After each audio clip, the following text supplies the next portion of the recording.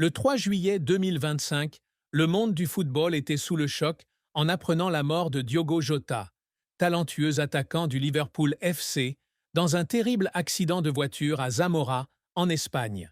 À seulement 28 ans, Jota était au sommet de sa carrière après avoir remporté la Premier League avec Liverpool et la Ligue des Nations de l'UEFA avec l'équipe nationale portugaise. Il avait également épousé son compagnon de longue date, Ruth Cardoso, 11 jours plus tôt.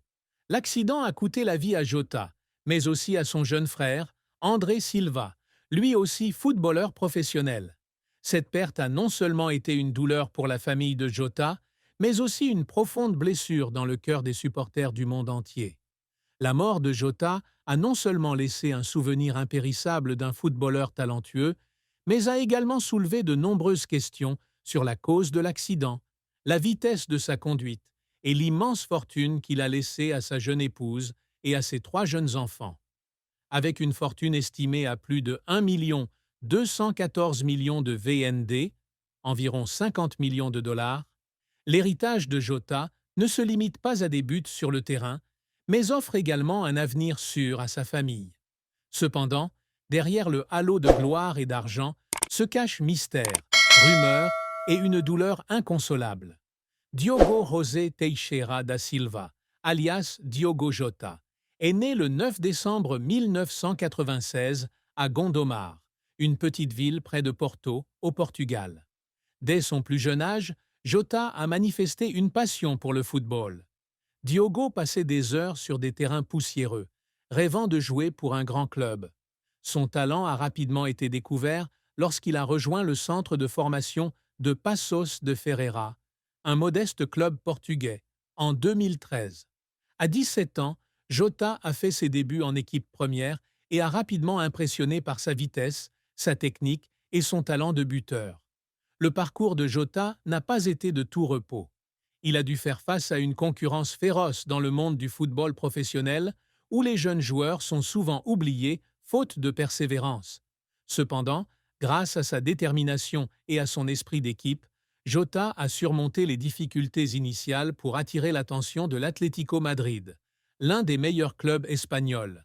Bien qu'il n'ait pas réussi à obtenir une place à l'Atlético, il a été prêté à Porto, où il a continué à développer ses compétences et à se faire un nom. En 2017, Jota a rejoint Wolverhampton Wanderers, Wolves, en prêt de l'Atlético Madrid, ce qui a marqué un tournant majeur dans sa carrière. Aux Wolves, Jota est devenu l'un des éléments clés de la montée de l'équipe de Championship en Premier League. Il a inscrit 44 buts en 130 et une apparition, devenant une idole des supporters des Wolves, surnommé Jota le créateur grâce à son sang-froid et son efficacité à la finition. Le style de jeu de Jota allie parfaitement vitesse, adresse et pressing implacable.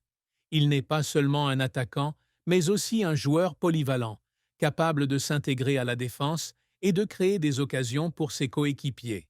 Ce sont ces qualités qui ont attiré l'attention de Liverpool, l'un des plus grands clubs d'Angleterre. En 2020, Liverpool a dépensé 41 millions de livres sterling pour recruter Jota à Anfield. À cette époque, Liverpool était à son apogée sous la direction de Jürgen Klopp, avec une attaque comptant des stars comme Mohamed Salah, Sadio Mané et Roberto Firmino. Malgré la concurrence de grands noms, Jota a rapidement prouvé sa valeur. Il a inscrit 65 buts en 182 apparitions, jouant un rôle important dans le titre de Premier League 2024-25, ainsi que dans la FA Cup 2022 et la League Cup 2022-2024. Jota était non seulement un excellent joueur sur le terrain, mais aussi un coéquipier apprécié dans le vestiaire. L'entraîneur Arne Slot, qui a succédé à Klopp, a un jour décrit Jota comme l'ami de tous et l'incarnation du joueur de Liverpool. Il était apprécié non seulement pour son talent, mais aussi pour son humilité, son accessibilité et son dévouement. Parallèlement à sa carrière en club, Jota a également été un joueur clé pour le Portugal. Il a fait ses débuts internationaux en 2019 et est rapidement devenu un élément clé de l'équipe. Avec 14 buts en 49 apparitions, Jota a aidé le Portugal à remporter 2 titres de Ligue des Nations de l'UEFA, 1919 et 2025. Son dernier match fut la victoire au tir au but contre l'Espagne en finale de la Ligue des Nations, le 8 juin 2025, un moment où il a été salué comme un héros. Vers 0h30, le matin du 3 juillet 2025, sur l'autoroute A52 près de la ville de Cernadil.